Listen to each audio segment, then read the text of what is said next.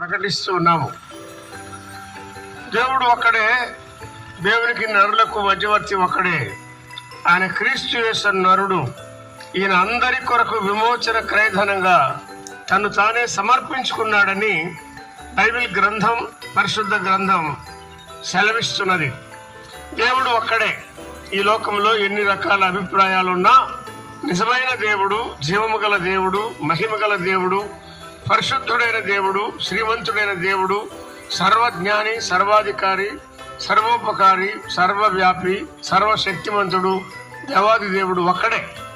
ఆ ఒక్కడే ఉన్న దేవుడు మానవులను ప్రేమించి దేవునికి మానవులకు మధ్యవర్తిగా 2000 సంవత్సరాల కిందట నరావతారిగా, సరిపోయిన రక్షకుడుగా, సరిపోయిన మధ్యవర్తిగా, దేవుడుగాను మానవుడుగాను, దైవ కుమారుడుగాను, మనుష్య కుమారుడుగాను యేసు క్రీస్తు అని పేరున్న లోకానికి ఆయన వచ్చాడు. కృప సత్య సంపూర్ణుడుగా ఆయన శరీరధారిగా ఈ లోకంలో జన్మించాడు, జీవించాడు. అందరూ స్త్రీ పురుషుల వలె పాపంలో జన్మించిన వాడు కాడు. పాపం ఎరుగని వాడుగా, పాపం లేనివాడుగా, పుణ్యపురుషుడుగా ఆయన లోకానికి వచ్చాడు. ఆయన ఒక్కడే మనకు సరిపోయినవాడు. మన పాపాలు క్షమించడానికి సరిపోయినవాడు. పాపాలు క్షమించాలంటే రక్తము చిందించాలి.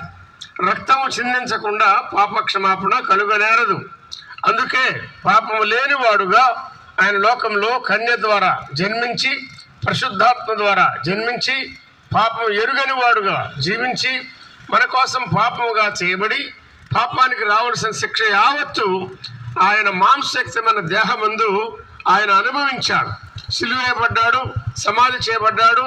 3వ దినాన ఆయన తిరిగి లేచాడు. ఆయన సమాధిలో ఉంటే చెప్పే పని లేదు, నమ్మే పని లేదు.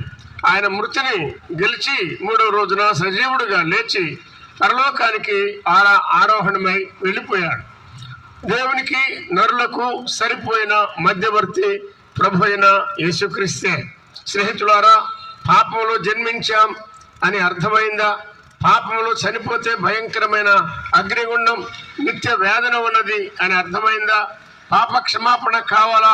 అలాగైతే ఆయన పిలుస్తున్నాడు.